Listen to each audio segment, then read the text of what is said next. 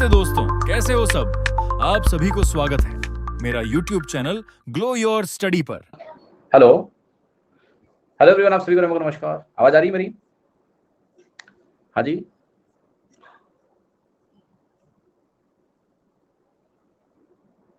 Okay, सो वंश राज जी ने एक बड़ा सा कमेंट किया है, मैं थोड़ा जवाब दे देता हूँ उसका अच्छे से। अच्छा सवाल है। Just a minute please.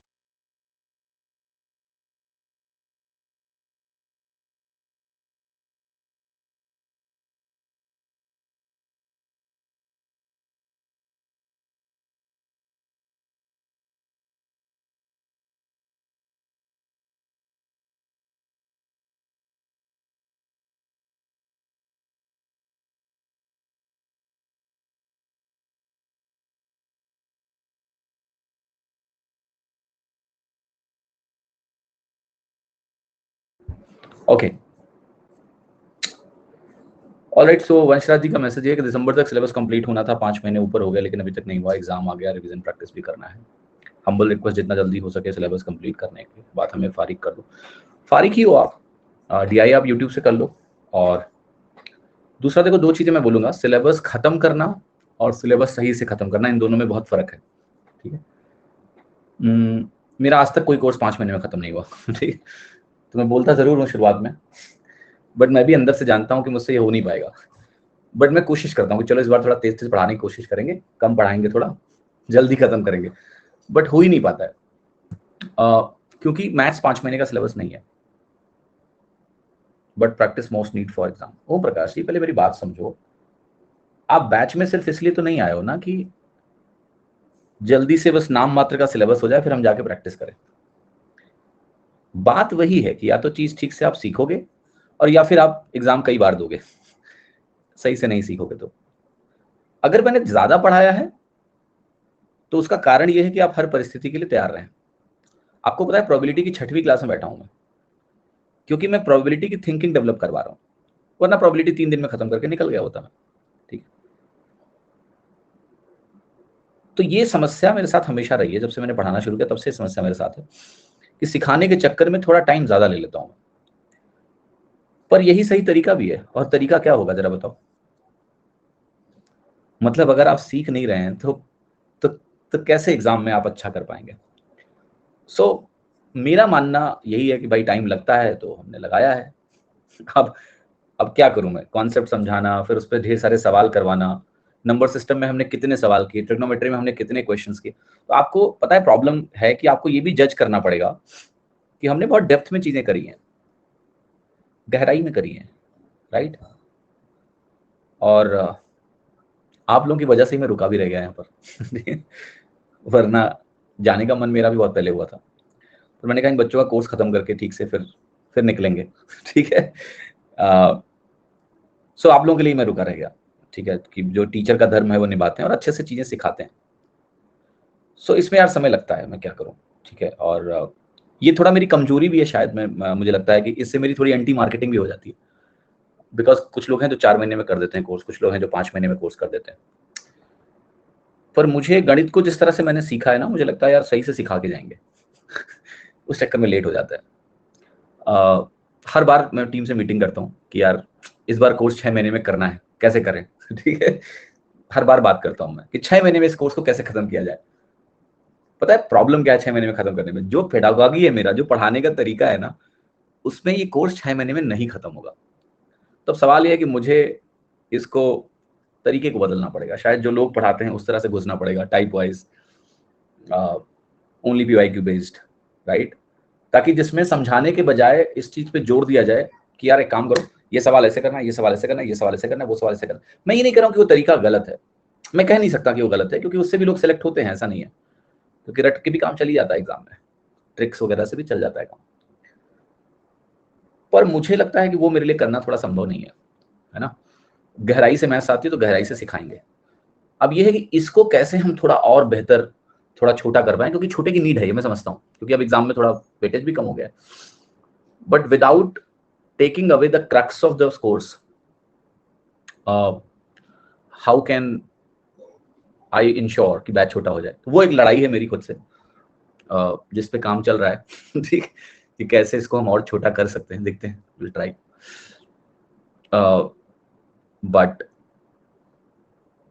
But हमेशा ध्यान रखना एक चीज कि मेरे मन में कभी भी आप लोगों के लिए हमेशा पॉजिटिविटी रहती है कि अच्छे से सिखाना है आपको। तो मैं यहाँ पर रुक इसलिए गया सिर्फ केवल क्योंकि जब मैं यहाँ आया था, मुझे याद है जुलाई में, तो मुझे याद है आप लोगों के पास मैथ्स का टीचर नहीं था बहुत दिनों से, और वो एक होप आपके अंदर भी जग जाती है ना कि अब सर पढ़ाएंगे पूरा batch. So that was the only reason I stick कि चलो बैच खत्म करके ही जाएंगे, उसके पहले नहीं सोचेंगे कुछ भी। ठीक है, अभी बैच चलता रहा, मैं पढ़ाता रहा। so, कि अच्छे से फिनिश करना है, अच्छे से फिनिश करना है। एंड आई थिंक एक बार अगर खत्म हो जाएगा तो शायद आपको अच्छा भी लगेगा। दूसरा ये भी था कहीं ना कहीं कि एग्जाम की डेट्स ऐसी थी जो फेवरेबल थी कि हम डेप्थ में जा भी सकते थे, कोई रश नहीं था। हाँ जी, बिकॉज जैसे अगर एग्जाम मान लिया अभी तुरंत हो जाता तो रश करना पड़ता है, एक्स्ट्रा क्लासेस लगा के करते किसी तरह से। बट अभी रश नहीं था, एग्जाम आई थिंक अगर लेट्स से इस महीने के अंत में आपका कोर्स हो जाता है तो सफिशिएंट टाइम है आपके पास अभी। हाँ जी, एनफ टाइम है, आप अच्छे से प्रैक्टिस करिए। प्री का एग्जाम सितंबर अक्टूबर में होना है, सो एनफ टाइम है अभी आपके पास। तो वो टाइमलाइन थी मेरे दिमाग में, ऐसा नहीं था। बट ये था कि चलो जो तरीका है पढ़ाने का, क्योंकि मुझे ऑनेस्टली बताऊं, अगर मैं कभी ऑफलाइन में पढ़ाता या पढ़ाऊंगा, शायद कभी एक बैच पढ़ाने का मन है फ्यूचर में, कभी एक बार ऑफलाइन भी पढ़ाएं बच्चों को, तो नहीं चलेगा मेरा बैच 10 महीने से कम, चलेगा 10 महीने। लेकिन एक बार जो मैथ्स को ठीक से पढ़ लेगा उस 10 महीने में, तो उससे फिर परीक्षा में उसको दिक्कत नहीं होगी, क्योंकि वो मैथमेटिकल थिंकिंग उसकी डेवलप हो जाएगी जो आपको चाहिए। फिर आप किसी भी एग्जाम में जाओगे, अगर मैथ्स आती है, चाहे वो यूपीएससी, सीसैट होगा, कोई भी परीक्षा हो, इवन बैंकिंग होगा, तो मतलब डेट बढ़ेंगे से आपका कोर्स लॉन्ग हुआ नहीं, डेट बढ़ने से लॉन्ग नहीं हुआ, डेट बढ़ने से मैंने हड़बड़ी नहीं करी, मैंने 2-2 क्लास नहीं लगाई आपकी। बातों से बातें मत निकालिए ओम प्रकाश जी। ठीक है ना, रॉन्ग रीजनिंग मत लगाओ। मैं ये कह रहा हूँ कि अगर डेट जल्दी होती तो शायद मैं 2-2 क्लास लेता, कि भाई चलो ठीक है 2-2 क्लास लेके खत्म करें। कंटेंट तो मैं छोटा कर ही नहीं पाऊंगा, चाह के भी नहीं कर पाता, बट समय होने से क्या हुआ कि मैंने आपको परेशान ज्यादा नहीं किया। मैंने कहा ठीक है, टाइम है कैलेंडर आने के बाद, तो ये ठीक है, आराम आराम से करते हैं, ठीक है, जल्दबाजी नहीं करते हैं। तो क्लास में भी कोई रश कभी नहीं लगा होगा ना कि आज निपटा ही देना है। जहां हमें जरूरत लगी कि यार इस पे थोड़ा और डिस्कशन किया जाए, वहां हमने थोड़ा और डिस्कशन किया। जहां हमें लगा कि एक सवाल में 3 तरीके डिस्कस कर सकते हैं, वहां 3 भी किए। तो मैं आप लोगों का भी बहुत शुक्रगुजार हूं कि इस तरह से सारे बच्चे पढ़ना भी नहीं चाहते हैं, ये बात बिल्कुल सही है। ठीक है, ये फैक्ट है। ये वो पॉपुलिस्ट तरीका नहीं है पढ़ाने का जिसमें ज्यादा बच्चे इंटरेस्टेड है, नहीं है, सब जल्दी में है। बट आपको ऑनेस्टली एक बात बताता हूं मैं, और मेरा जो पर्सनल लाइफ फिलॉसफी है, कि जो लर्निंग है ना, ट्रू लर्निंग जो होती है, उसका प्रोसेस बिल्कुल एंटी एग्जाम होता है।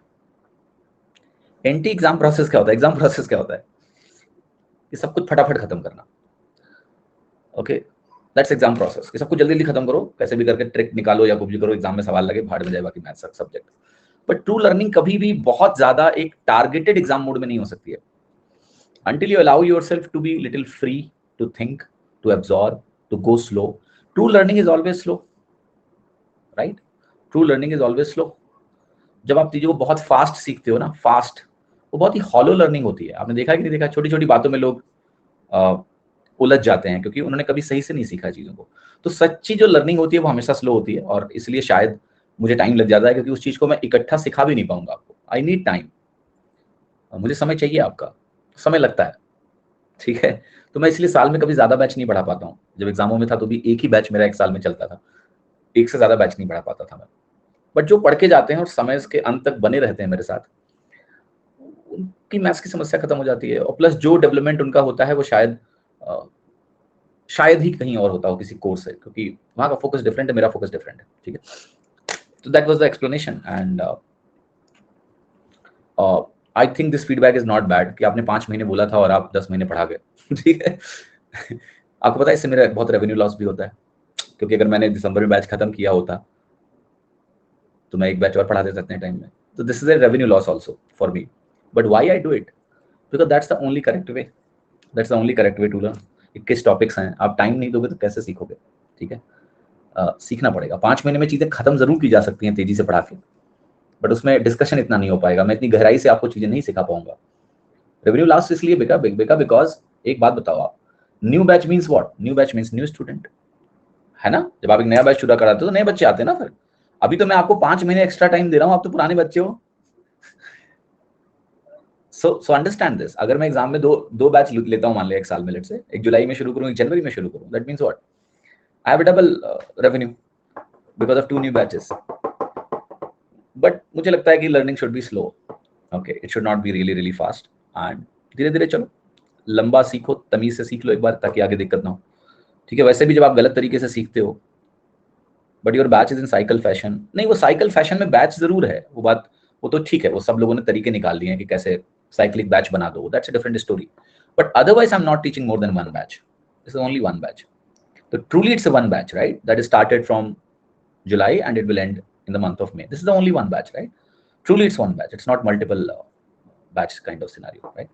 तो cyclicity तो चलो एक फीचर है जिसको लोग करते हैं, अदरवाइज इसी टाइम में अगर मैं 5 महीने में फ्री हो रहा हूँ तो I can take 2 cycles, 2 full batch cycles, है ना।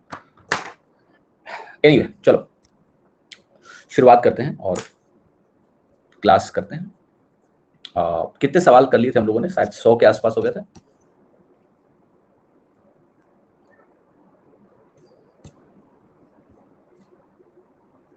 ओके, 100 क्वेश्चंस, 100 करना है, 100 हो गया था, 101वां सवाल करेंगे। Probability out of 2 cards, 1 card is red and 1 card is black. सवाल को बहुत अच्छे से समझना। 2 कार्ड हमने रैंडमली ड्रॉ किए एक कार्ड से, एक उसमें से रेड है और एक ब्लैक है, इसकी प्रोबेबिलिटी हमें बतानी है। एक रेड है और एक ब्लैक है। अब देखो, एक तो एंड लगा हुआ है, 52 कार्ड में 2 कार्ड को चुनने की प्रोबेबिलिटी 52C2 होगा। एक कार्ड अगर रेड है तो उसको हम क्या बोलेंगे, आपको अगर रेड कार्ड 26 होते हैं तो 26C1, 26 में से मैं कोई भी एक कार्ड निकाल लूं तो 26C1, या आप सीधे 26 भी लिख सकते हो भाई, 26 कार्ड लाल होते हैं, उनमें से एक कार्ड ड्रॉ करेंगे तो 26 के बराबर होगा, 26C1 भी 26 होता है, दूसरा भी 26। आपको ये वैल्यू बन गई 26 into 26 divided by 52 into 51 upon 2 into 1, ठीक है। समझ में आया कि नहीं। अब 2 से आप काटोगे तो ये भी 26 बनेगा और 26 से 26 कट जाएगा, तो ये वैल्यू क्या होगी, 26/51। आंसर क्या हो गया, डी। समझ में आया कि नहीं। यस, इंटरेस्टिंग पॉइंट देखना, ये प्रोबेबिलिटी से आप अगर मेंटली इस चीज को सोचोगे, जरा सोचना, अगर मेंटली आप इस चीज को सोचोगे यार 2 कार्ड निकालने हैं, एक काला चाहिए एक लाल चाहिए, तो आपको शायद लगेगा कि इसकी प्रोबेबिलिटी 50% है। लगेगा कि नहीं, लगेगा कि नहीं लगेगा। बट जो एक्चुअल आंसर है वो 50% से थोड़ा सा ज्यादा आया है, इट्स नॉट 50%।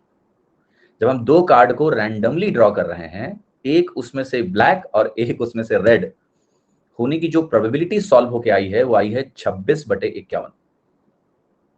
कितने लोगों को मेरी बात समझ में आ रही है। ओके, हाँ जी, आगे बढ़ जाऊं। और ऐसा क्यों हुआ, इसको मैं दूसरी वजह से समझा सकता हूं आपको। फॉर एग्जाम्पल, मान लिया इसको एक्चुअली में बोलते हैं थोड़ा सा कि ये एक कंडीशनल प्रोबेबिलिटी है। कंडीशनल प्रोबेबिलिटी का मतलब ये हुआ कि लेटर से आपने एक पहला कार्ड ड्रॉ कर लिया और मैंने बोल दिया कि पहला कार्ड आपका रेड है। भाई पहला कार्ड या तो रेड होगा या ब्लैक होगा, तो श्योर है ना। तो जो कार्ड आपने निकाला है, बेसिकली मैं आपको ये समझा चुका हूं ऑलरेडी कि 2 कार्ड को रैंडमली ड्रॉ करना एक साथ या उनको 1 by 1 ड्रॉ करना एक ही बात होती है। ये बात सभी को ध्यान है। 2 कार्ड को रैंडमली ड्रॉ कर लेना एक साथ या फिर 1 by 1 विदाउट रिप्लेसमेंट ड्रॉ करना एक ही बात होती है। मान लिया पहला कार्ड तुम्हारा रेड है, जो आपने देखा पहला कार्ड वो रेड है। अब जब पहला कार्ड रेड है तो एक्चुअल में तुम्हारे पास अब सिर्फ 51 कार्ड हैं, और इस प्रोबेबिलिटी को करेक्ट करने के लिए अगर मैं कहूं मुझे ब्लैक निकालना है तो ब्लैक अभी भी 26 वहां मौजूद है पैक में, तो दूसरे कार्ड के ब्लैक करने की प्रोबेबिलिटी अब 26/51, इसलिए आंसर 26/51 है। We call it conditional probability. If we just read the statement knowing कि 2 कार्ड को एक साथ निकालना और 1 by 1 निकालना एक ही बात है, तो मैं पहले कहूंगा कि मैंने जो पहला कार्ड देखा वो कार्ड मेरा लाल रंग का है, तो मुझे अगला ब्लैक चाहिए। तो अगले ब्लैक की प्रोबेबिलिटी क्या है, 26/51 है, कंसीडरिंग कि red has already happened. This is called conditional probability. जैसे मैं कहूं मान लिया मेरा पहला ब्लैक आया होता, तो अगले से आपको क्या ड्रॉ करना था, आपको अगले से रेड ड्रॉ करना है 51/26, क्योंकि आगे 26 होता। इसलिए आप बताओ कि जो सेकेंड ड्रॉ है, उस सेकेंड ड्रॉ में जो मुझे चाहिए उसके लिए डिनोमिनेटर छोटा हो चुका है, क्योंकि आपने जब एक रेड बाहर, मतलब आपने यहां पहले एक रेड निकाल लिया, अगर एक रेड आपने पहले निकाल लिया है तो टोटल नंबर ऑफ कार्ड्स क्या हो गया, 51 बचे हैं एक तरह से, और उनमें से ब्लैक की संख्या आधे से अधिक है, इसलिए 26/51, इसलिए प्रोबेबिलिटी 50% से अधिक है। जब आपने पहला कार्ड देख लिया कि वो लाल है और अगला कार्ड आपको काला चाहिए, तो उसकी प्रोबेबिलिटी 50% से अधिक है, बिकॉज ऑलरेडी एक रेड कंज्यूम हो चुका है। समझ में आया? Therefore the probability is more than 50%। तो अब आंसर, जब यही इसी को मैं बोलता हूं टीचिंग, कि आंसर लाने को तो आंसर तो सीधे पहले ही आ गया था कि नहीं आ गया था, लेकिन हम इसको डिस्कस कर रहे हैं कि इसको हम और कैसे सोच सकते हैं, किस तरीके से हम इसको समझ सकते हैं। समझ में आया कि नहीं आया? 13/25 भी तो 50 से ज्यादा है। 13/25 की बात यहाँ नहीं हो रही है बेटा, कुछ भी थोड़ा ना लिखना है मैं कि 13/25 लिख दिया। 25 क्यों लिख रहे हो, पहले तो ये बताओ मुझे। हाँ, 25 का लॉजिक क्या है बेटा? एक बॉल को हमने रैंडमली ड्रॉ किया है, क्या प्रोबेबिलिटी है कि number on the ball drawn is divisible by 4 और 6? 4 ये 6, तो आपको 4, 8, 12, 16, 20, 24, 28, 6, 12, 18, 24, 30।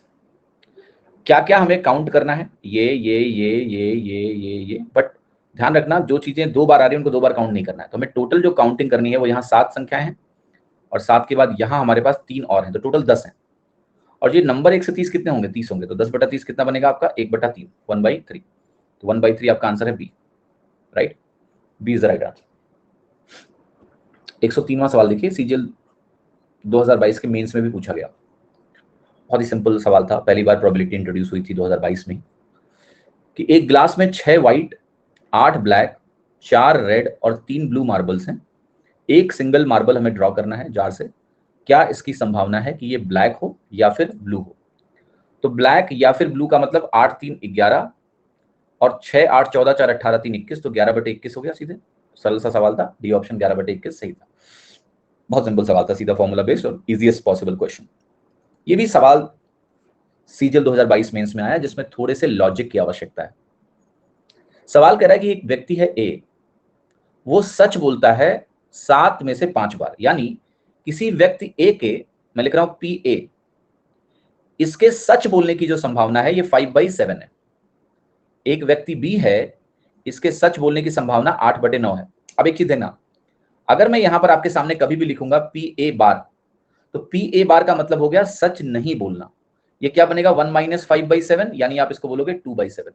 अगर मैं आपके सामने लिखूंगा पी बी बार, इसका मतलब बी के सच नहीं बोलने की संभावना 1 - 8/9 या फिर 1/9 है। तो ये 2 प्रोबेबिलिटीज भी आप कैलकुलेट कर लीजिए, क्योंकि आगे जो सवाल है उसमें इसका इस्तेमाल हो सकता है। माइनस क्यों किया? देखिए, टोटल प्रोबेबिलिटी रितिका जी क्या होगी? कोई व्यक्ति सच बोले या ना बोले, कोई व्यक्ति 2 ही चीजें कर सकता है ना, या तो वो सच बोलेगा या फिर वो नहीं बोलेगा। या तो वो सच बोलेगा या तो वो झूठ बोलेगा। आप कहोगे सर हो सकता है वो कुछ भी ना बोले। अगर वो कुछ भी नहीं बोल रहा है तो भी हम उसको झूठ में ही काउंट करेंगे, ठीक है? जैसे घर पे जाओ और मम्मी पूछें कि आज इतना लेट क्यों आए हो, अगर आप कुछ नहीं बोल रहे हो तो वो भी झूठ ही काउंट होता है। तो इस सवाल में हमें ये मान के चलना है कि या तो सच है या झूठ है, राइट? तो अगर 5 आउट ऑफ 7 टाइम्स आप सच बोल रहे हैं, तो बाकी 2 out of 7 it will be considered कि आप झूठ बोल रहे हैं, इसलिए 1 में से घटाया है, ठीक है? What is the probability that they contradict each other in stating the same fact?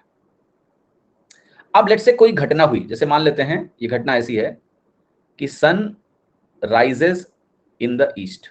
बहुत ध्यान से देखना मैं क्या बोलने जा रहा हूं। ये एक सच्ची घटना है, राइट?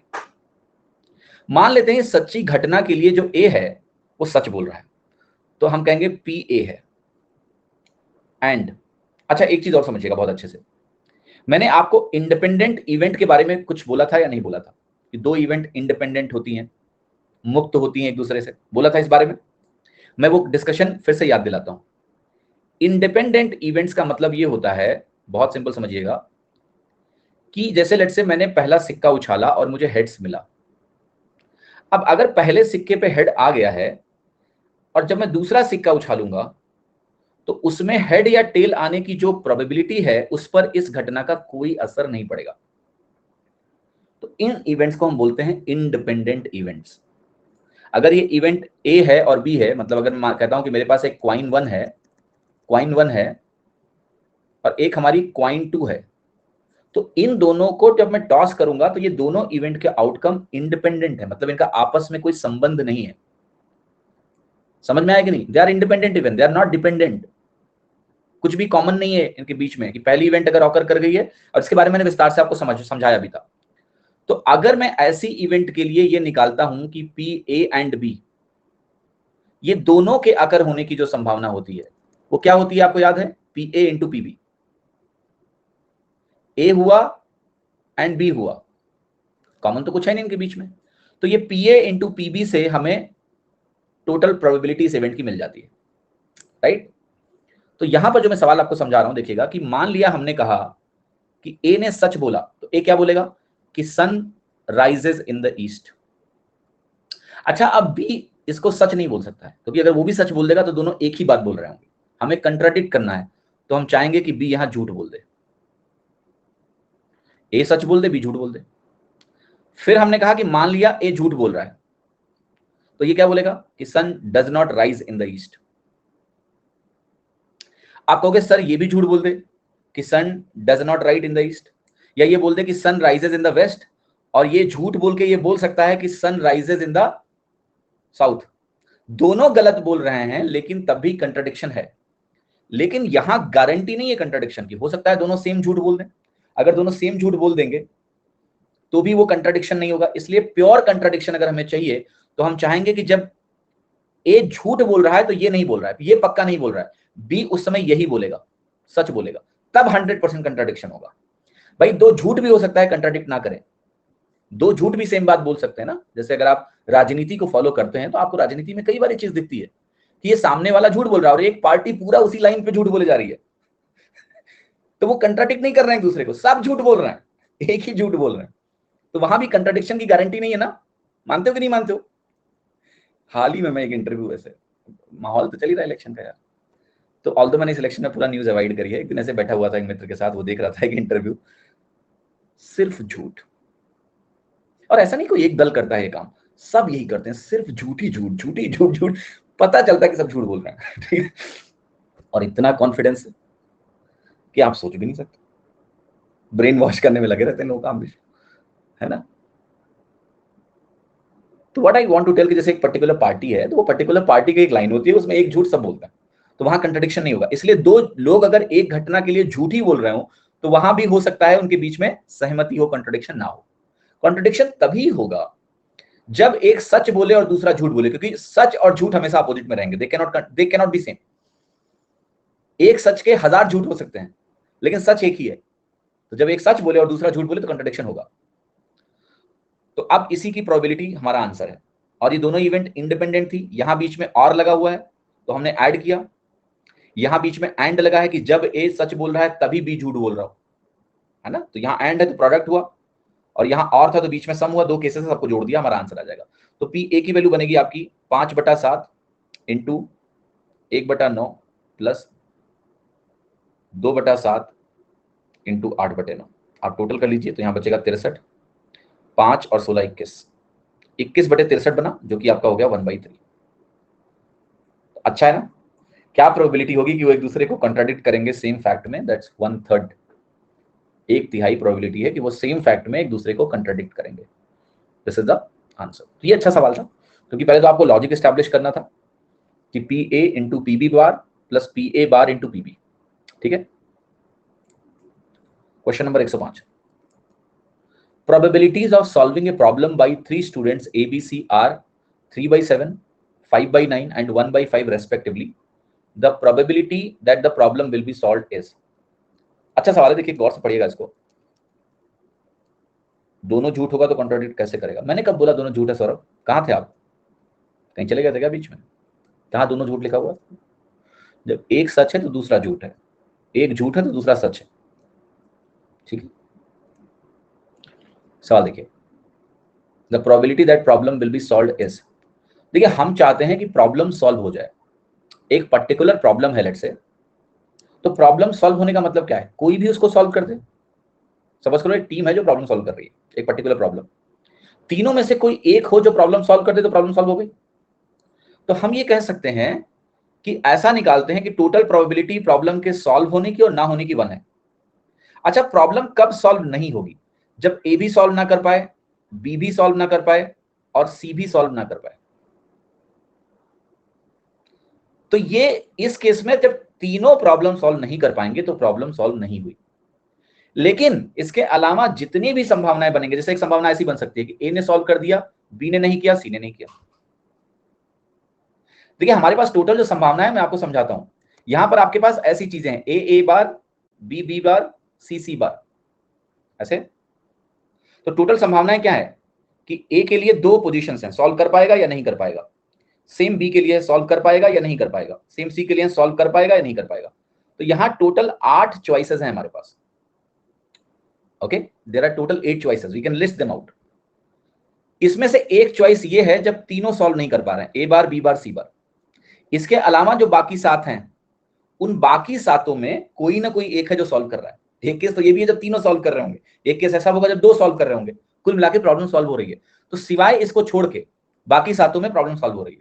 अब ऐसे प्रोबेबिलिटी को काउंट करने का तरीका उल्टा होता है कि 1 में से जो सॉल्व नहीं हो रहा है उसको घटा दो, क्योंकि वो एक केस है। अब ये 7 केसेस में सॉल्व हो रहा है। अब अगर आप उसको बनाओगे और सॉल्व करोगे तो उत्तर यही आएगा, बट कितना टाइम बर्बाद होगा आप सोच सकते हो। तो मैं कहूंगा 1 माइनस ए सॉल्व नहीं कर पाएगा, इसकी संभावना क्या है, 1 माइनस 3/7 है इसकी संभावना। बी सॉल्व नहीं कर पाएगा, इसकी संभावना क्या है, 1 माइनस 5/9 है।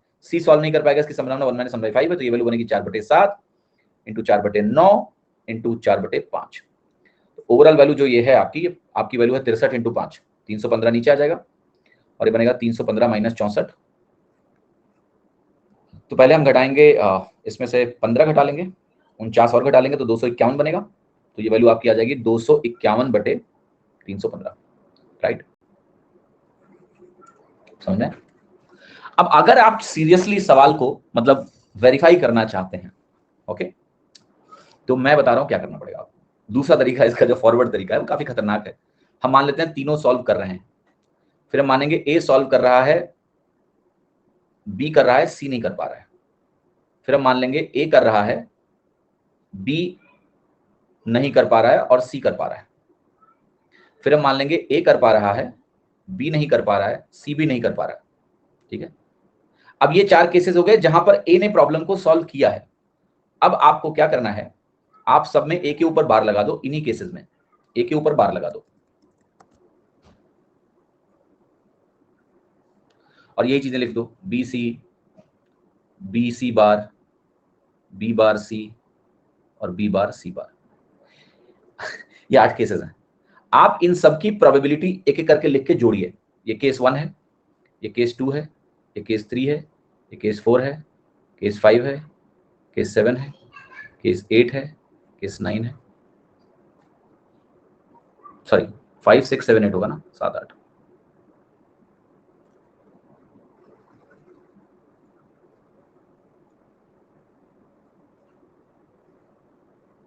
ठीक,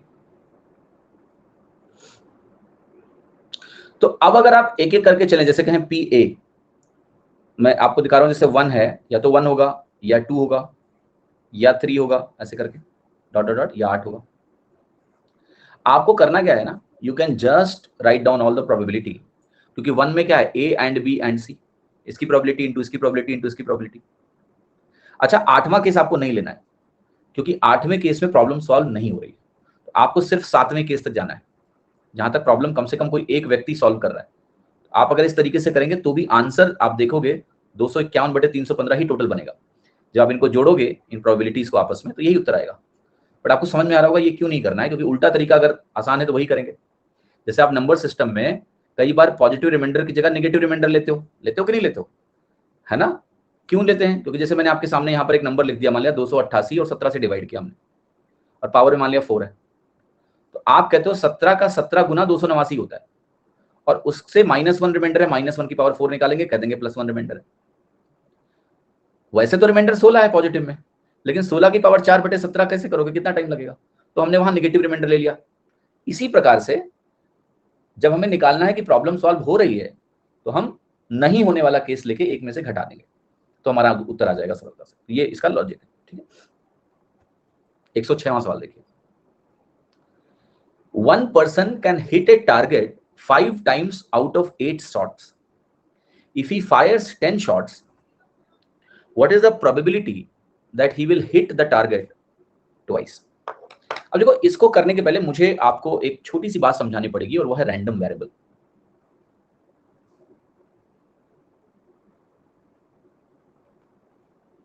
what is the random variable?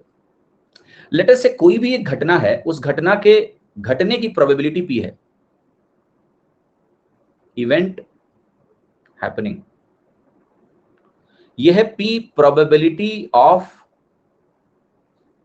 Event happening, ये q है हमारी probability of event not happening. Then मैं एक जानकारी आपको दे रहा हूं, r यहां पर है कि इवेंट हैपेंड r टाइम्स। ये घटना r बार घटी है, ये भी दे दिया मैंने आपको। ये भी समझ में आ रहा होगा, p प्लस क्यू की वैल्यू 1 होगी। भाई घटना है तो घटेगी, है तो घटना नहीं घटेगी, तो p प्लस क्यू 1 हो गया, q की वैल्यू 1 माइनस p हो गई। यस। n में लिख रहा हूं number of trials. Number of trials का मतलब आपने n बार जैसे ट्रायल किया है, मतलब आपका जो प्रयास है वो n बार आपने किया है, और ये दे दिया गया आपको कि n बार के प्रयास में मैं चाहता हूं कि ये घटना r बार घटे। p इस इवेंट के घटने की प्रोबेबिलिटी है, q इस इवेंट के ना घटने की प्रोबेबिलिटी है, और p प्लस क्यू का सम 1 है। इसका फॉर्मूला मैं आपसे डिराइव करवाऊंगा, आप परेशान ना हो, बस ध्यान से मेरी बात सुने। अब अगर मेरे पास n घटनाएं हैं, उन n घटनाओं में हम ये चाहते हैं r बार ये घटना घटे, लेकिन क्या आप मुझे बता सकते हो कि क्या कोई स्पेसिफिक रिक्वायरमेंट है कि ये घटना पहले ट्रायल में घटे, दूसरे में घटे, तीसरे में घटे, या n में से कहीं भी r बार घटे? आप बताओ क्या चाहते हो आप? भाई n में से कहीं भी r बार घटे। जैसे इसको आप ऐसे समझ सकते हो कि मान लिया जैसे मैच हुआ, अब मैच में मुझे एक टीम को आईपीएल में 14 में से 7 मैच जितवाने हैं। अब वो 7 मैच अगर जीतने की प्रोबेबिलिटी में निकालूं और मैं आपको मान लिया बता दूं कि इस टीम के हारने और जीतने की प्रोबेबिलिटी 1/2 है, इक्वली लाइकली है, 7 बार मुझे जितवाना है इनको, तो इसकी क्या संभावना है कि ये टीम जैसे 14 में से 7 मैच जीतेगी? रैंडम वेरिएबल, हम इसको भी सॉल्व करेंगे। तो कॉम्बिनेशन इंपॉर्टेंट नहीं है कि कब वो 7 जीत रही है, मान लिया हमें 7 जितवाने हैं बस, तो आप कहोगे कि भैया चुन लेते हैं, मैं लिखता हूं कि मान लिया एक टीम को आईपीएल में 14 मैचेस हैं, ठीक, 7 जितवाने हैं, तो आर की वैल्यू 7 हो गई, एन की वैल्यू 14 हो गई। मैं ये आपको बोल देता हूं कि प्रोबेबिलिटी जीतने की 1/2 है और हारने की भी नेचुरली 1/2 होगी, तभी टोटल 1 होगा। अब देखो कैसे होगा, आप कहोगे हम चुन लेते हैं कि भाई 14 मैच में से वो 7 मैच जो मैं जितवाने हैं उनकी कुल कितनी संभावनाएं हो सकती हैं। तो selecting 7 matches out of 14 matches, भाई मैच को अगर मैं नंबर दे दूं M1 M2 M3 dot dot dot M14, तो ये 14C7 क्या बता रहा है आपको कि 7 मैचेस को चुनने की जिनको हमें जितवाना है उसकी जितनी भी संभावनाएं संभव है वो इतनी है 14C7। 14C7 टाइप के वो 7 डिफरेंट मैचेस में चुन सकता हूं कि मुझे पहला, दूसरा, तीसरा, 7वां लगातार जितवा देना है, या पहला दूसरा जितवाना है, फिर एक हरवाना है, फिर आगे 5 और जितवाने हैं। इसकी जितनी संभावनाएं हो सकती हैं वो सारी संभावनाएं 14C7 है या नहीं है? यस और नो? अब जो 7 मैचेस मुझे जितवाने हैं, ये 7 मैं क्या लिखूंगा, 1/2 प्रोबेबिलिटी जीतने की है इंटू 7। क्या ये काफी है? जी नहीं, हमें 7 ही एग्जैक्टली जितवाने हैं, तो बाकी 7 हरवाने भी पड़ेंगे। यहाँ टाई वाई का खेल नहीं है, 14 पॉइंट इनको दिलाने हैं बस। तो अगर तुमने 7 इनको जितवा दिए यानी 1/2 की पावर 7, और गुणा क्यों किया? क्योंकि सारी इवेंट इंडिपेंडेंट है, हर मैच पिछले मैच से इंडिपेंडेंट है। पिछले मैच का स्कोर यहां नहीं आया तुम्हारे साथ, तुम फिर से 0/0 से शुरू करोगे, नया मैच है, नए 20 ओवर है, तो all event are independent therefore product. लेकिन मुझे साथ में इनको नेचुरली 7 मैच हरवाना पड़ेगा ताकि ये एग्जैक्टली 7 ही जीते। तो जो प्रोबेबिलिटी बनी वो बनी 14C7 डिवाइडेड बाई 2 की पावर 14। ये प्रोबेबिलिटी है आईपीएल में किसी भी टीम के 7 मैच जीतने की 14 में से, और 7 हारने की। ये मान के कि कोई टाई नहीं हो रहा है, कोई रद्द नहीं हो रहा है। This is the probability of in IPL team winning exactly 7 matches and losing exactly 7 matches out of 14, considering their probability of winning and losing is 1/2. अब आपको 14C7 निकालना नहीं है, ऐसे रैंडम वेरिएबल के प्रश्नों में आपको ऐसे ही ऑप्शन दिए जाएंगे। कितने लोगों को मेरी बात समझ में आई? यस, क्लियर है? हाँ जी,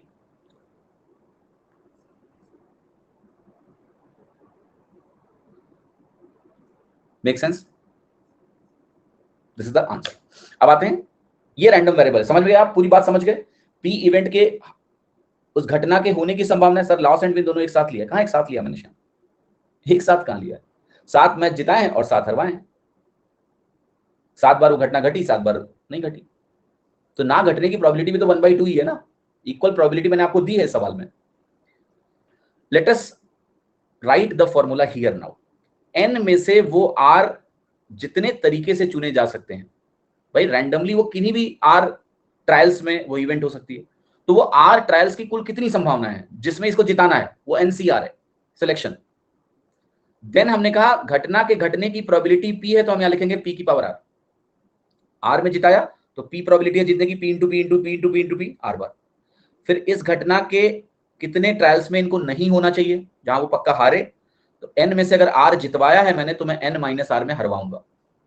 हारने की प्रोबेबिलिटी क्यू है, तो यहां पर पावर में आप लिखेंगे एन माइनस आर। तो ये बेसिकली रैंडम वेरिएबल का प्रश्न कहलाता है, और ये बस एक फॉर्मूला है जिसको आपको रटना अब नहीं पड़ेगा, क्योंकि मैंने इसको भी तुम्हें समझा दिया है कि ऐसा क्यों हो रहा है, तो आपको इसको रटना नहीं है। और इस पे सवाल एग्जाम में आएगा, आप बहुत सरलता से कर पाएंगे। ठीक है, क्लियर है सभी को? यस। तो अब देखते हैं जो सवाल 22 में आया था वो क्या था। ये 2022 में प्रश्न आया कि एक आदमी एक टारगेट को 8 में से 5 बार हिट कर सकता है, यानी प्रोबेबिलिटी होने की इस घटना की प्रोबेबिलिटी क्या है? 5/8। तो इसके ना होने की प्रोबेबिलिटी आप लिख लो, ये है 3/8, दोनों लिख दिया मैंने। उसने 10 शॉट्स फायर किए हैं, तो आप कह रहे हो एन की वैल्यू 10 है। क्या प्रोबेबिलिटी है कि इस टारगेट को वो 2 बार हिट करेगा? आर बराबर 2 हो गया। अब क्या करेंगे हम? 10C2 इंटू 5/8 की पावर 2 इंटू 3/8 की पावर 8। 2 बार हिट कराना है, 8 बार हिट नहीं कराना है, तो 3/8 ना होने को 8 बार करना है। अगर आपने ये नहीं लिखा तो आप पता है क्या लिख रहे हो? आप ये लिख रहे हो, अगर सिर्फ इतना लिख के तुमने छोड़ दिया, तो तुमने अभी तक सिर्फ ये लिखा है कि 2 शॉट हिट हुए हैं, लेकिन बाकी 8 में क्या हुआ है इसके बारे में अभी तुम्हें पता ही नहीं है। तो क्या ये प्रोबेबिलिटी टारगेट को 2 बार हिट करने की है? नहीं, क्योंकि अभी तो 8 ट्रायल्स का परिणाम तुमने इंक्लूड ही नहीं किया। और अगर हम ये चाहते हैं कि भैया 2 ही बार ऐसा हो कि वो टारगेट को हिट करे, तो हमें बाकी 8 में ये हिट करने देना नहीं है, तो हम ये लिखेंगे आगे जाके पक्का 10C2 यहां आर हो गया और यहां एन माइनस आर हो गया, नहीं हिट करने देंगे। अब ये कंफर्म है कि टारगेट एग्जैक्टली 2 बार हिट होने की प्रोबेबिलिटी यही है। नीचे आपकी वैल्यू आ गई 8 की पावर 10, ऊपर आपकी वैल्यू क्या बन रही है? 3 की पावर 8 एज इट इज लिख दो। ये 25 इंटू 10C2 आपका बन जाएगा 10 इंटू 9/2 इंटू आपकी वैल्यू 25 है। इन्होंने इस चीज को गुणा कर लिया है, जो छोटी वैल्यू है उसका गुणा कर लिया है, तो आप भी कर लो। आप कहोगे 25 इंटू 45 करना है हमें, 25 इंटू 45 करोगे 1125 हो गया, 1125 इंटू 3 की पावर 8 बटे 8 की पावर 10। ठीक है, तो इसको हम बोलते हैं रैंडम वेरिएबल्स। क्या आपको समझ में आ रहा है रैंडम वेरिएबल्स? कोई कंफ्यूजन है तो आप मुझसे पूछ सकते हैं, आशा करता हूं कि कोई दिक्कत नहीं हो रही है। यस, रैंडम वेरिएबल इसको बोलते हैं। आ जाओ सवाल नंबर 107। ये सवाल काफी बड़ा लिखा था, CHSL 2022-23 में पूछा गया। तो इस सवाल में क्या है कि जो सवाल की प्रोबेबिलिटी का तरीका वही है कि number of favourable outcome divided by total number of outcome, but favourable outcome निकालने के लिए काफी ट्रिक्स खेली जा सकती हैं आपके साथ। वो एक ट्रिक यहां पर खेली गई कि आपको वेन डायग्राम से वो डेटा कैलकुलेट करना है। बाकी कुछ सवाल में दम नहीं था, मैं दिखाता हूं। ग्रेड 11 एक स्कूल में 40 स्टूडेंट ने फिजिक्स के लिए ऑप्ट किया, 17 ने बायोलॉजी के लिए ऑप्ट किया, 20 ने केमिस्ट्री के लिए ऑप्ट किया। 3 विषय दिख रहे हैं, physics, biology, chemistry. Total number of student जो ग्रेड 11 में थे वो 60 थे, टोटल बच्चों की संख्या भी दी हुई है। All of these student opted for at least one of 3 subjects mentioned here. ये बहुत इंपॉर्टेंट है। इसका मतलब ये है कि इनका जो टोटल है वही 60 के बराबर है, कुछ और नहीं है। कोई और ऐसा बच्चा नहीं जिसमें कहा कि मैं तीनों सब्जेक्ट में से कुछ भी नहीं लूंगा। कह रहा है कि हर बच्चे ने कोई ना कोई एक विषय इनमें से लिया है। इसका मतलब इस वेन डायग्राम में जो टोटल 60 है उसमें सारे बच्चे समाहित हैं। वो तीनों फिजिक्स, बायोलॉजी, केमिस्ट्री में कुछ ना कुछ लिया है उन्होंने, तो टोटल वेन डायग्राम का 60 है। एग्जैक्टली 5 ऐसे बच्चे हैं जिन्होंने तीनों विषय ले रखे हैं। क्या प्रोबेबिलिटी है कि एक रैंडमली सिलेक्टेड बच्चा अगर ग्रेड 11 का लिया जाए, उसने केवल एक विषय ही चुना होगा, इसकी क्या संभावना है? तो आपका जो सैंपल स्पेस है वो 60 का है। इसमें कोई शंका है किसी को? तो बताओ, नहीं होनी चाहिए ना। आपका सैंपल स्पेस 60 का है, तो हमें पता है कि 60 में से कोई एक बच्चा मैं रैंडमली चुनूंगा तो उसकी टोटल पॉसिबिलिटी 60 है। तो ये टोटल नंबर ऑफ आउटकम हो गया, ये हमारा एनएस हो गया। एनी जो है वो क्या है? एग्जैक्टली वन सब्जेक्ट वाले लोग कितने हैं ये निकालने हैं। उसको निकालने में थोड़ी मशक्कत है, वो करवा देता हूं। यहां मैंने 5 लिख दिया, ठीक। At least one of the exactly 5 student ने तीनों लिया, तो ये तीनों का कॉमन यहां लिखा जाता है, लिख दिया 5। ये फिजिक्स मान लेते हैं, 17 लोगों ने फिजिक्स लिया है, बाहर लिखा। 40 लोगों ने फिजिक्स लिया, सॉरी 40 लोगों ने फिजिक्स लिया, लिख दिया। 17 लोगों ने बायोलॉजी लिया, लिख दिया। 20 लोगों ने केमिस्ट्री लिया है, मैंने लिख दिया। एक सवाल मेरा और है आप सभी से, जो आप सभी को उत्तर देना है यहां पर, और वो सवाल ये है कि जो ये 5 लोग हैं, क्या वो इस 40 में इंक्लूडेड हैं? यस। 17 में इंक्लूडेड हैं? यस। क्या वो 20 में भी इंक्लूडेड है? Absolutely yes. तो नेचुरली अगर हम देखें कि अगर मैं 40 प्लस 17 और प्लस 20 करूंगा, बहुत गौर से सुनिएगा, बहुत इंटरेस्टिंग सवाल है। इसकी टोटल वैल्यू कितनी आ रही है? 57 और 20 67 आ रही है, 57 और 20 77 आ रही है, 77 आ रही है। इनमें से ये 5 लोग जो हैं यार, इनको हमने कई बार गिन लिया है।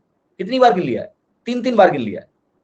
तो आप कहोगे अगर मैं इनको, ध्यान से देखना, बहुत ध्यान से मैं क्या करने जा रहा हूं, अगर मैं इनको तीनों बार घटा दूं या 2 बार घटा दूं, यानी 10 घटा दूं, तो जो वैल्यू मिलेगी 67। ये 67 क्या है? अब हमने इसको सिर्फ एक बार गिना है, 3 बार नहीं गिना है। समझ में आया कि नहीं? ये वाली वैल्यू हमने कितनी बार गिनी है? ये वाली वैल्यू अब हमने सिर्फ एक बार गिनी है।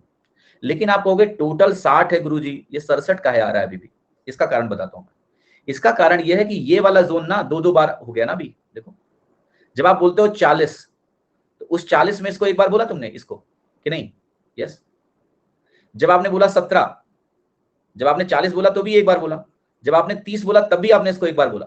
तो अब ये वाले जोन 2-2 बार है कि नहीं है? यस और नो?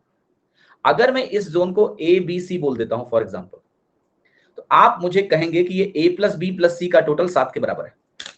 वही एक्स्ट्रा आ रहा है, बोलेंगे या नहीं बोलेंगे? अब असली कहानी है, मुझे सिर्फ ये जोन चाहिए, ये एग्जैक्टली 1, जहां कुछ कॉमन ना हो। तो आप कहोगे टोटल जो 60 है, इनमें से एक तो मुझे a प्लस बी प्लस सी को घटाना है और एक 5 को भी घटाना है। ये 7 है तो मुझे 12 घटा देना है, वैल्यू हो गई 48। ये 48 लोग इन जोन से आएंगे जो हमारा इवेंट है, जिनकी गणना सिर्फ एक बार करनी है और एग्जैक्टली 1 सब्जेक्ट वाले हैं। तो ये वैल्यू 48 आ गई, लिख दो। अब 48/60 की वैल्यू किसके बराबर है? 0.8 के बराबर है, तो ये आंसर 0.8 हो गया। तो प्रोबेबिलिटी का काम तो बिल्कुल लास्ट में आया, क्योंकि वहां पर हमें बस फॉर्मूला लगा देना है ना, टोटल नंबर ऑफ आउटकम ऊपर फेवरेबल आउटकम। फेवरेबल आउटकम क्या है? कितने बच्चे एग्जैक्टली एक सब्जेक्ट पढ़ रहे हैं।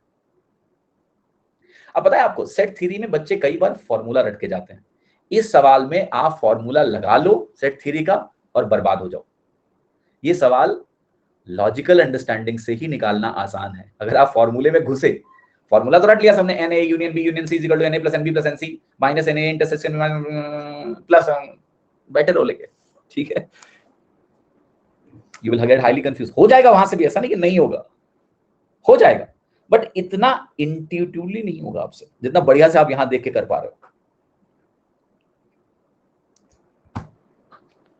सर 2 इंटू ए प्लस बी प्लस सी नहीं होना चाहिए था, 2 बार आया है। हाँ 2 बार है तो एक ही बार घटाना है ना मैडम, 2 बार क्यों घटाएंगे? फिर से एक बार एक्सप्लेन कर देता हूं, because it's a question of set theory, so let me explain you once again.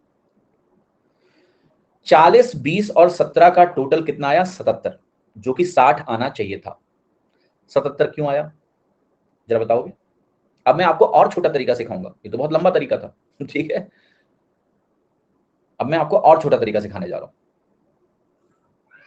Just जब आपकी ये वाली अंडरस्टैंडिंग क्लियर होगी तो मैं आपको कुछ और सिखा दूंगा, राइट। सो मैं कुछ लिखने जा रहा हूं, बहुत गौर से देखना। A, B, C और D, ठीक, फाइन। आप करो, ये 40 है, ये 17 है और ये 20 है। इसका टोटल 77 आया, 77। यस, आना कितना चाहिए था? 60। 17 एक्स्ट्रा क्यों आया? आप कहोगे 17 एक्स्ट्रा सिर्फ इसलिए आया है क्योंकि जब मैं कहता हूं 40 तो मैं इन सबको कह रहा हूं, जब मैं कहता हूं 17 तो मैं इन सबको कह रहा हूं, जब मैं कहता हूं 20 तो मैं इन सबको कह रहा हूं। तो जो कॉमन रीजन है जो दोनों में आते हैं वो बार बार काउंट हो रहा है। तो अब मैं कहूंगा इसका मतलब ये जो 17 है ये एक्स्ट्रा काउंटिंग का नतीजा है। जैसे क्रिकेट मैच में नहीं है, मान लिया एक कॉमन खिलाड़ी है, लेकिन अगर आप प्लेयर लिस्ट देखोगे तो हर दोनों टीम में 11-11 है, तो आप 11 + 11 22 कर लोगे, लेकिन 22 लोग हैं नहीं, एक तो कॉमन है, वो 2 बार काउंट हो गया। अब हम कहेंगे ये जो 17 है आखिर कौन से लोग हैं जो 2 बार काउंट हुए? तो मैं कुछ दिखाने जा रहा हूं, बहुत गौर से देखना। ये रीजन 2 बार काउंट हुआ, ए 2 बार काउंट हुआ कि नहीं? किसके साथ? एक बार 40 के साथ, एक बार 20 के साथ। ये रीजन देखो बी, बी कितनी बार काउंट हुआ? 2 बार, एक बार 40 के साथ, एक बार 17 के साथ। सी रीजन कितनी बार काउंट हुआ? ये सी रीजन भी 2 बार काउंट हुआ, एक बार 20 के साथ, एक बार 17 के साथ। तो नेचुरली ये जो 17 है जो एक्स्ट्रा है, जब 2 बार आपने ए को काउंट किया तो एक बार ए एक्स्ट्रा काउंट हुआ है, एक बार बी एक्स्ट्रा काउंट हुआ है, एक बार सी एक्स्ट्रा काउंट हुआ है। तो ए प्लस बी प्लस सी की वैल्यू 17 नहीं है, क्योंकि एक रीजन और भी है, ये रीजन 3 बार काउंट हो गए, 3 टाइम्स। तो अगर ये रीजन 3 बार काउंट हुआ तो मैं यहां पर प्लस 2d भी लिखूंगा, 2 बार एक्स्ट्रा काउंट हुआ। ये वैल्यू हमारी 17 के बराबर है। अच्छा एक बात और बताओ, मुझे जो निकालना है एग्जैक्टली 1 सब्जेक्ट वाले लोग, वो ये रीजन है 1 + 2 + 3। ये 1 + 2 + 3 रीजन कैसे निकल जाएगा? अगर मैं टोटल 60 में से एक बार ए, एक बार बी, एक बार सी, एक बार डी घटा दूं, निकल जाएगा। यहां पर डी की वैल्यू मुझे पता है 5 है, तो मैं एक डी घटा लेता हूं, तो A plus B plus C plus D की वैल्यू कितनी आ जाएगी? 12 आ जाएगी। यहां 60 में से 12 कर दो, 48 हो गया। यही हमारा एनी है, एग्जैक्टली 1 सब्जेक्ट। 2d क्यों हुआ? कंचन जी आप जरा डी वाले रीजन को देखो गौर से, डी वाला रीजन आपका 3 बार गिना जा रहा है या नहीं? ये तीनों में आता है, कॉमन, तीनों का कॉमन है, समझ रहे हो कि नहीं? मैं इसको समझाता हूं एक अलग तरीके से। मान लिया एक पंडित जी हैं, पंडित जी लड़के के भी रिश्तेदार हैं, लड़की के भी रिश्तेदार हैं, और उस शादी में विवाह की जो मंत्र वंत्र है वही कर रहे हैं खुद ही। अब मानो शादी का लिफाफा बनाया गया कि भाई गिफ्ट देना है सबको, तो जो गिफ्ट के लिए पैकेट बना रहा था उसने क्या किया था, गेस्ट लिस्ट मंगाई थी कि लड़के की तरफ से कौन कौन से लोग हैं, लड़के वाले लिस्ट देंगे, लड़कियों की तरफ से कौन कौन से लोग हैं वो लड़की वाले लिस्ट देंगे।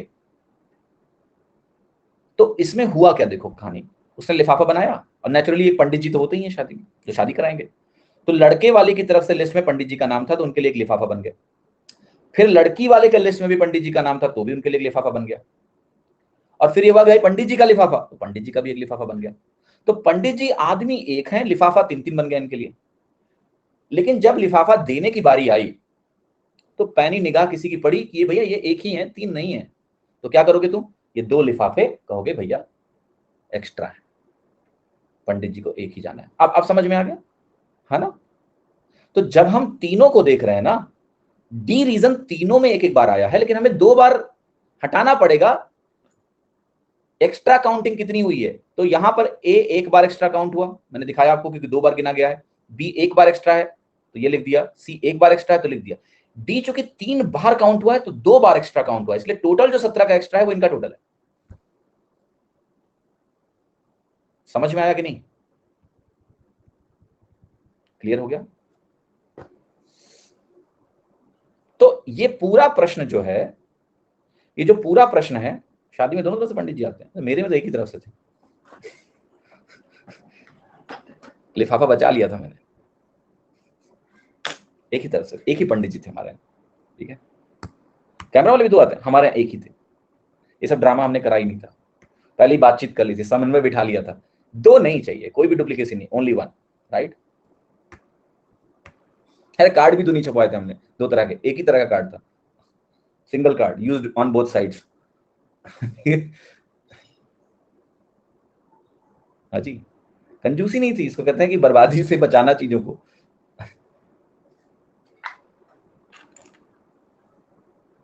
Okay, so NE is equal to 48। शादी एक बार होती है, तो एक बार होती है तो मतलब क्या उसमें भी फर्जी पैसा उड़ा दिया जाए सबका? इसी चक्कर में तो बेचारे माँ बाप इतना पैसा बचा के रखते हैं, पूरी जिंदगी की सेविंग को खर्चा कर देते हैं शादी में। तो कम से कम जितना बचा सको उतना तो बचा ही लो यार, बिल्कुल व्यर्थ तो ना जाए ना किसी भी तरफ का पैसा, ना इधर का ना उधर का, व्यर्थ ना जाए। बाकी आप एंजॉय करो, शादी तो एक बार सच में होती है obviously, but spend money at the right things. हाँ जी, court marriage is good then, अरे नहीं यार, मैंने कब बोला कोर्ट मैरिज करना है? मैं ये थोड़ा ना कह रहा हूं कि आप शादी नीरस तरीके से कर लो। पता है प्रॉब्लम, मैंने आपको एक चीज बहुत अच्छे समझाई है कि human mind can always think in, human mind only thinks in extremes, it doesn't know how to think in between. तो एक एक्सट्रीम आपका है एक्स्ट्रा वेगेंट वेडिंग, जहां पर पैसा ही पैसा उड़ा दो सब, जब तक घर से सारा पैसा खाली ना हो जाए तब तक वो शादी में खर्चा हुआ नहीं। ठीक। और एक दूसरा है कि बिल्कुल ना करो, कोर्ट मैरिज कर लो। नहीं, एक बीच का भी रास्ता होता है, ठीक है, जिसमें जिसमें थोड़ा समझदारी से करो, सब कर लो, है ना। क्वेश्चन नंबर 108, एक बैग में 8 लाल गेंदे हैं, X हरी गेंदे, 6 पीली गेंदे। The probability of drawing a green ball from A is 3/5. B bag contains X minus 3 red balls, X minus 9 green balls, and 6 yellow balls. 2 balls are taken out from the bag B. Find the probability that both the balls are red in color. ठीक, 8 red, X green, 6 yellow. यार यहां bag ए नहीं लिखा, इन्होंने भूल गए शायद लिखना। ओके, है ना, यहां बैग ए लिखा होना चाहिए, जो लिखा नहीं था। अरे कहां तुम लोग शादी में फंस गए, शादी के टॉपिक में घुस गए तुम लोग। हाँ, फेरों की बातें करो, मैं सोच रहा हूँ मेरे कितने हुए थे फेरे, 7 हुए थे कि नहीं, लीगल है या नहीं? ठीक है, हाँ हुए थे। 7 ना हो तो लोग जीने नहीं देंगे। हाँ, but I just flash back and I was just checking. Yes,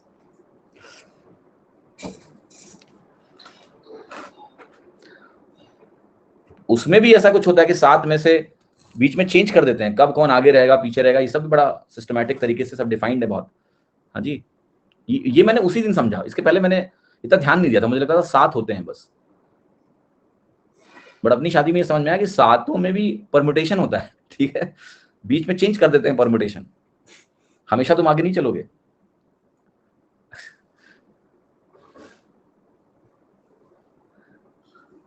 okay, X green balls and 6 yellow balls. आपकी शादी हो गई है सर? नहीं, मैं तो ऐसे ही बात कर रहा था, मैंने फेरे ले लिए थे, कभी शादी नहीं की मैंने। वो एक फिल्म की शूटिंग थी ना, तो उसमें मैंने फेरे ले लिए थे बस, शादी नहीं हुई है अभी।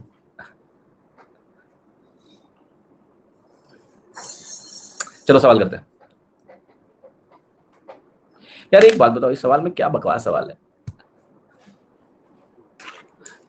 ठीक है, एक ही जो प्रोबेबिलिटी दी ना कि ग्रीन बॉल निकलेगी, तो एक ही प्रोबेबिलिटी ग्रीन बॉल की क्या है, X/8 6 14 + X, ये 3/5 के बराबर है। क्या यहां से मैं X की वैल्यू निकाल सकता हूं? 2X की वैल्यू आ गई 42, X की वैल्यू आ गई 21, X निकल गया। अब X के निकलते ही यहां जाके रख दो, ये हो गया 18 रेड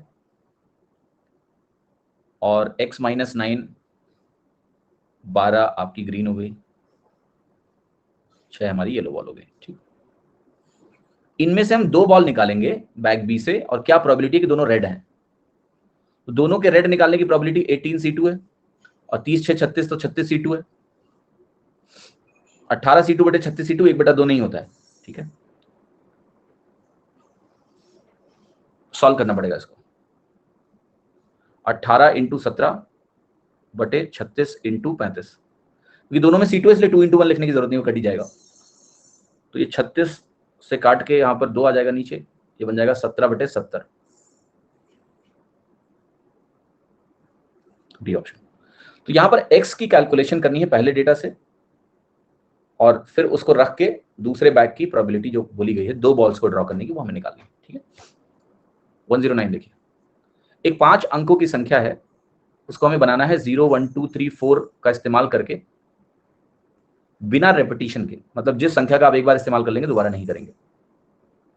चांस बताना है, चांस मतलब probability that the number is divisible by 5। अच्छा, नंबर अगर 5 से डिवाइड होगा तो या तो उसके अंत में 0 होगा या 0 होगा। 0 या 0 5 नहीं है, मुझे लगा 5 है इसलिए सेंटेंस बदलना पड़ा बीच में। 0 ही हो सकता है लास्ट में, ठीक है। पहले लेकिन टोटल नंबर ऑफ वेज देखते हैं 5 डिजिट का नंबर बनाने का। पहले प्लेस पे कितनी चॉइसेस हैं आपके पास? 4, क्योंकि 5 अंकों की संख्या बनानी तो हम 0 नहीं रख सकते हैं सबसे पहले, 0 यहां सबसे पहले नहीं रख पाएंगे, इसलिए 1 2 3 4 में से कुछ रखना पड़ेगा। पर जो भी आपने रखा 1 2 3 4 में से सेकंड प्लेस पे 0 वापस आ गया, तो फिर से इसके पास 4 चॉइसेस हैं, फिर 3, फिर 2, फिर 1। तो 4 चौके 16, 3 48, 2 96, टोटल 96 चॉइसेस एनएस की हैं सैंपल स्पेस। यस, समझ में आएगी नहीं? सैंपल स्पेस की 96 चॉइसेस हैं। 96 5 अंकों की संख्या 0 1 2 3 4 से बनाई जा सकती है विदाउट रेपिटेशन। लेकिन जो हमें एनी कैलकुलेट करना है, फेवरेबल आउटकम, उसमें अगर संख्या 5 से डिवाइड होगी तो 0 को हमें अंत में फिक्स कर देना है। अब आपके पास संभावना सिर्फ 4 संख्याओं को बिठाने की है। 4 संख्याएं, 4 स्थान, फैक्टोरियल 4 तरीके याद है। 5 कहां है के बी यार? 5 तो संख्या ही नहीं मेरे पास, 0 1 2 3 4 ही है। 0 अगर तुमने यहां बिठा दिया है तो बाकी चारों को सेट करने के लिए फैक्टोरियल 4 तरीके होंगे। तो आपका जो एनई और एनएस है, यानी favourable outcome upon total outcome, ये हो गया 24/96 यानी 1/4। None of this. अच्छा सवाल। तो 25% चांस है कि तुम्हारी संख्या, और बहुत इंटरेस्टिंग है क्योंकि हमारे पास 5 अंक थे, बट 5 अंक में अगर हम 5 अंकों की संख्या बना रहे हैं तो नेचुरली हम 0 को शुरुआत में रख ही नहीं रहे। अब मैं सवाल को आपको दूसरे तरीके से करवाता हूं, दैट इज मोर इंटरेस्टिंग। आप आंसर इसको समझदारी के साथ भी लगा सकते हैं। आप मुझे बताओ, 5 अंकों की संख्या अगर आपको बनानी है तो 0 कभी शुरू में आ सकता है क्या? 0 कभी शुरू में आ ही नहीं सकता। अब जरा 0 के बारे में सोचते हैं। 0 किसी भी संख्या में सेकेंड, थर्ड, फोर्थ या फिफ्थ पोजीशन पे होगा, और पहले स्थान की जो संख्या है वो चारों संख्याओं में से कुछ भी होगी। अब आप मुझे बताओ कि इन चारों संख्याओं को अगर मैं देखूं तो 0 के आखिरी में होने के कितने चांस हैं? 25% चांस है कि नहीं है? यस और नो? भैया 0 के पास 4 प्लेस हैं, और जब आप सारे रैंडम अरेंजमेंट करोगे और उसके पास 4 प्लेसेस हैं और 4 ही डिजिट है मेरे पास हमेशा, तो 0 के आखिरी पोजीशन पे होने के क्या चांसेस हैं? 25%। That's the answer. That means 25% of the numbers will be divisible by 5। कुछ नहीं किया हमने, no calculation, pure thinking, and answer है हमारे हाथ में। पहली पोजीशन पे 0 नहीं जाएगा, राइट?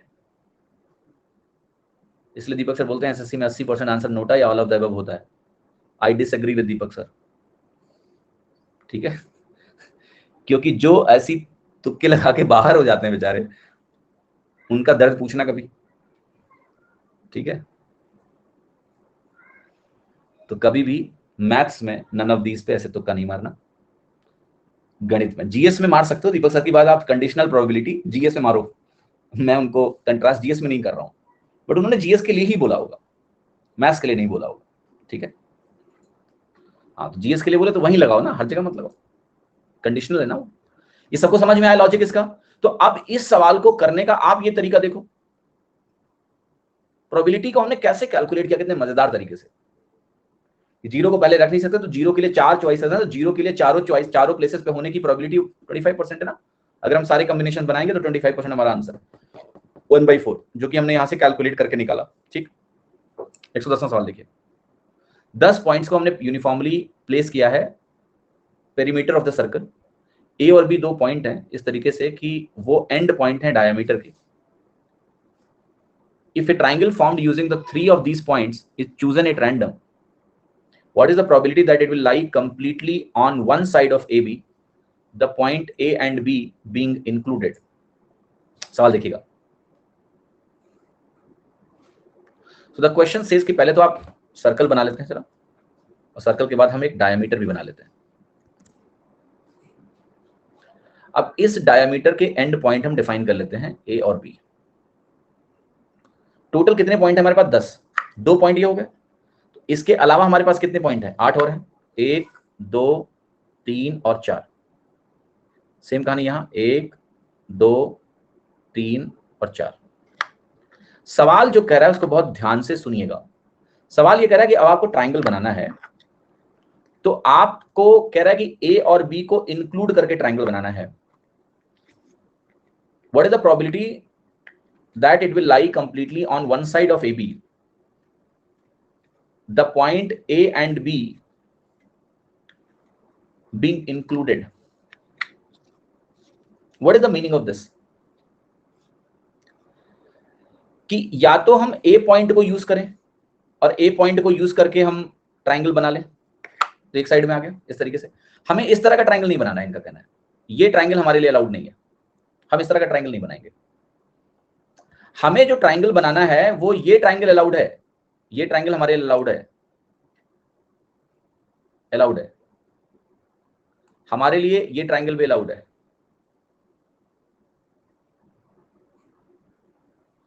हमारे लिए ये ट्राइंगल भी अलाउड है, ये ट्राइंगल भी अलाउड है, पर हमारे लिए ये ट्राइंगल अलाउड नहीं है जो दोनों तरफ हो जाए, जिसकी भुजा जो है डायमीटर को क्रॉस करे, वो हमें नहीं चाहिए।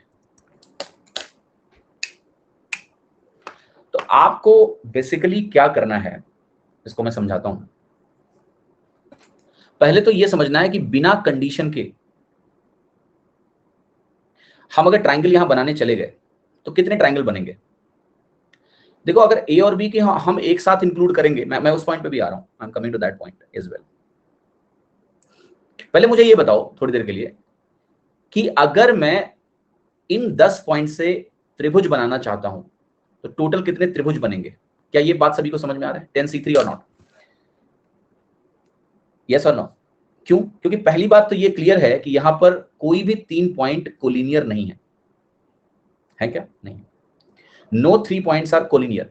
ट्राइंगल कब नहीं बनता है 3 बिंदुओं से? जब उसमें कुछ ऐसे पॉइंट्स हो जो 3 पॉइंट का सेट कोलिनियर हो जाए, क्योंकि अगर 3 पॉइंट एक ही रेखा में आ जाएंगे तो उनसे ट्राइंगल नहीं बनेगा। पर क्या यहां पर कोई भी ऐसे 3 पॉइंट है? यस और नो? नहीं है, ऐसे यहां पर कोई पॉइंट नहीं है। तो अगर यहां पर ऐसा कोई पॉइंट आपके सामने है ही नहीं है तो यानी 10C3 total number of triangle तो होंगे ही होंगे। समझ में आ रहा है कि नहीं? अब मैं एक सवाल आपसे और पूछना चाहता हूं, क्या ये इस ट्राइंगल की बात हो रही है? What is the probability that it will lie on one side of AB, the points A and B being included? क्या A और B दोनों को लेना है या A या B को लेना है? इस सवाल के हिसाब से A और B दोनों को लेना है, तभी सवाल बहुत आसान हो जाता है। ये बहुत आसान सवाल इसलिए हो जाता है क्योंकि अब आपको बाकी जो 8 पॉइंट हैं उनमें से सिर्फ किसी एक पॉइंट को ही चुनना है, क्योंकि तीसरा पॉइंट या तो लेफ्ट में होगा या राइट में होगा, तो कोई कंफ्यूजन होना ही नहीं है। पहले 10C3 की वैल्यू निकालो। 10C3 की वैल्यू है 10 × 9 × 8 अपॉन 3 × 2 × 1, एक तरह से 3 दूनी 6, 12 × 72, ये वैल्यू आपकी 120 के बराबर आ गई। यस, आ गई 120। टोटल नंबर ऑफ ट्राइंगल जो बन सकते हैं वो 120 बन सकते हैं। अब लेकिन प्रॉब्लम क्या है कि अगर आपने 8C1 किया, क्योंकि जब आपके पास 2 पॉइंट फिक्स हो गए ट्राइंगल के, तो तीसरा पॉइंट चुनना है आपको। अब तीसरा पॉइंट वो 8 में से कोई भी एक हो सकता है, तो that I can pick up in how many ways? 8C1 ways. और अगर मैं 8C1 तरीके से उनको चुनता हूं तो 8/120 की वैल्यू तो मैच ही नहीं कर रही है आपकी वैल्यू आ रही है 1/15। You are not getting any answer. Can you tell me where is the problem? सोचिए कि आपके हिसाब से आपका फेवरेबल आउटकम तो 8C1 हुआ, क्योंकि अब जो बाकी 8 पॉइंट है, ए बी को छोड़ देते हैं। ए बी को छोड़ने के बाद 8 पॉइंट हैं और 8 पॉइंट हमारे 8C1 तरीके से चुने जा सकते हैं। 4 पॉइंट कैसे इक्वल करेंगे दोनों साइड? क्योंकि ए बी डायमीटर है और दिया हुआ है कि 10 पॉइंट यूनिफॉर्म है। अगर यूनिफॉर्मली प्लेस करोगे आप कभी भी पॉइंट को, जो आपने पहले ए बी के एक तरफ ट्राइंगल बनाया था शेखर, वहां पर हमने ए और बी दोनों को इंक्लूड नहीं किया था, right? I did not include A and B both. उसमें मैंने सिर्फ ए को इंक्लूड किया था। ए को इंक्लूड करेंगे, बाकी दोनों पॉइंट एक साथ लेंगे। बी को इंक्लूड करेंगे, बाकी पॉइंट एक साथ लेंगे। तो एक काम करते हैं, let us do one more thing, ठीक है। नाउ कि जो हम पहले कर रहे थे जरा उससे करके सवाल को देखते हैं, क्योंकि इस सवाल का आंसर तो 1/15 आ गया। हो सकता है हमारे टाइपिस्ट ने ए और बी को ए एंड बी लिख दिया, समझे कि नहीं? क्योंकि एक लाइन है जो बड़ी इंटरेस्टिंग है कि पूरा ट्राइंगल ए बी के एक ही तरफ होगा, लेकिन जो सवाल दिया है इस सवाल में इसी भाषा के साथ तो कुछ सोचना ही नहीं हो तो हमेशा होगा यार। मानते को नहीं मानते हो? वो तो फिर हमेशा होगा। यस और नो? यस और नो?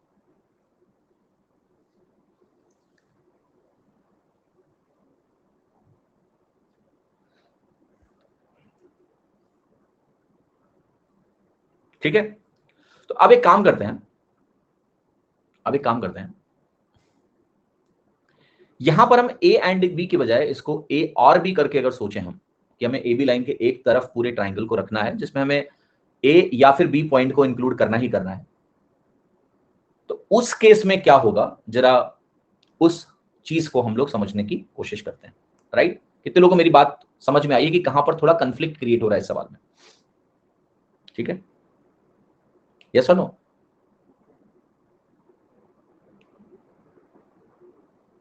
ठीक है, तो देखिएगा, अगर मैं यहां पर ए पॉइंट लेता हूं, ध्यान से देखिएगा, अगर मैं ए पॉइंट लेता हूं तो 1 2 3 4, राइट? अगर मैं इन चारों में से कोई भी 2 पॉइंट चुन लूं, एक नहीं 2, 4C2,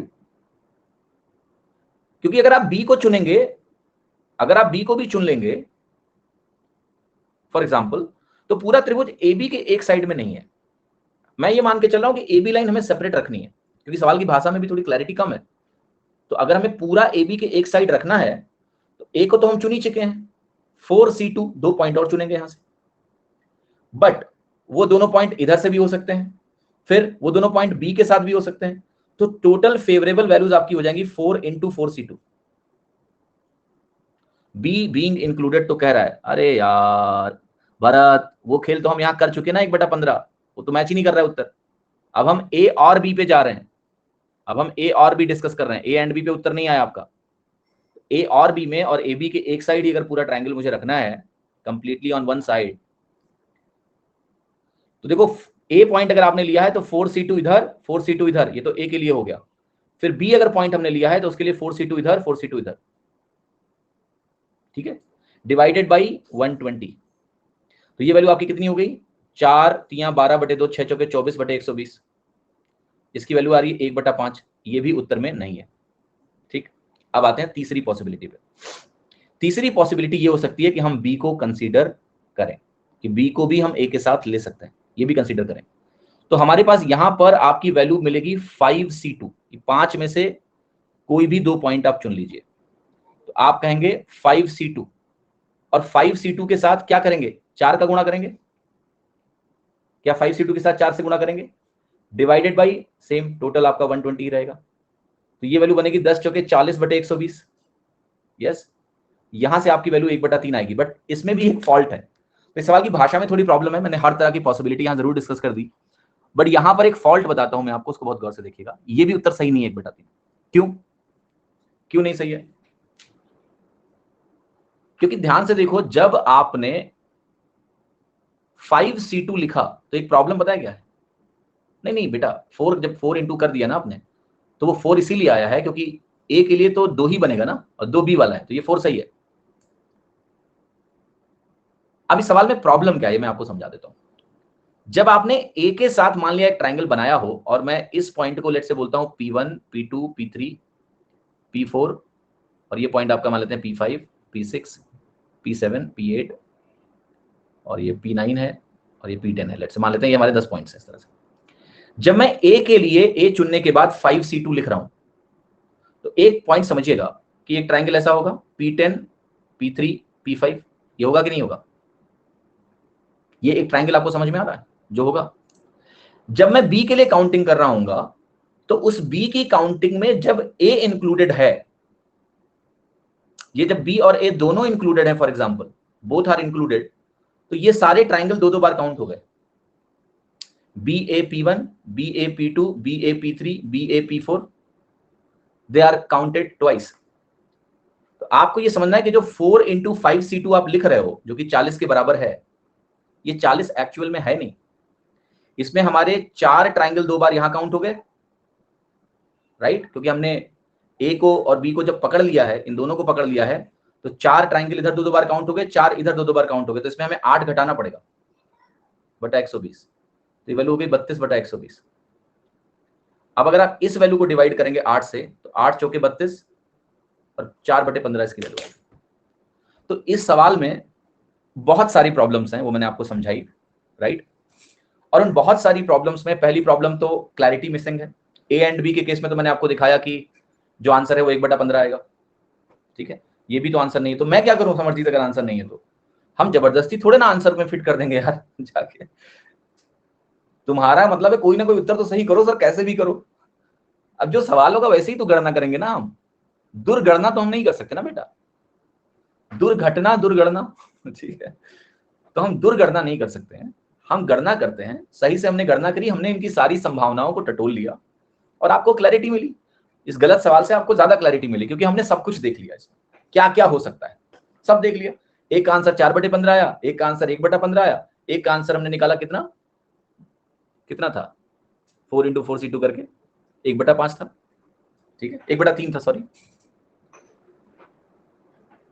तो इस सवाल को मैं कल फिर से एक बार डिस्कस कर दूंगा और उसके बाद आपको क्लैरिटी मिल जाएगी। अगर कुछ टाइपिंग एरर वगैरह टीम से हुई है, जैसे कुछ लोग करेंगे 4/15 होता तो डी करेक्ट हो जाता, मैं चेक करवा लूंगा इस सवाल में क्या दिक्कत है, क्वेश्चन नंबर 110 में। तो कल यहीं से शुरुआत करेंगे, तो कल प्रोबेबिलिटी आपकी खत्म हो जाएगी। कल जो भी सवाल आपके बचे हैं, ज्यादा प्रश्न नहीं है, 7-8 प्रश्न है। एक तो मैं आपको कंडीशनल प्रोबेबिलिटी, आप कंडीशनल प्रोबेबिलिटी के सवाल कर चुके हैं, जहां पर मैंने नाम नहीं लिया कंडीशनल प्रोबेबिलिटी, क्योंकि वहां सैंपल स्पेस छोटा था और हमने काउंटिंग करके कर दिया उसको। जैसे एक सवाल नहीं था कि सम अगर 10 है तो बताओ 5 कम से कम एक बार आया हो, ये सवाल याद है? वो सवाल कंडीशनल प्रोबेबिलिटी का क्वेश्चन था, बट हमने सम 10 के हिसाब से पहले ही सैंपल स्पेस बना लिया, कोई दिक्कत नहीं। बट कंडीशनल प्रोबेबिलिटी को कंडीशनल प्रोबेबिलिटी की तरह समझेंगे, क्या उसका फॉर्मूला होता है समझेंगे। Bayes theorem is one of the thing जिस पे सवाल अभी आया नहीं है बट फ्यूचर में आ सकता है, तो हम लोग बेस थ्योरम भी समझेंगे कि बेस थ्योरम क्या होता है, राइट।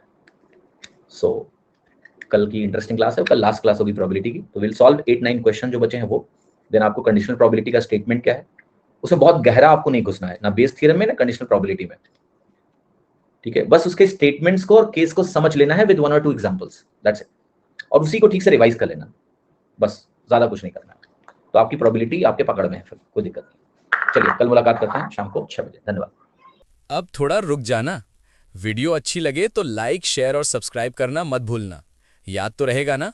चलो चलते हैं, बाय।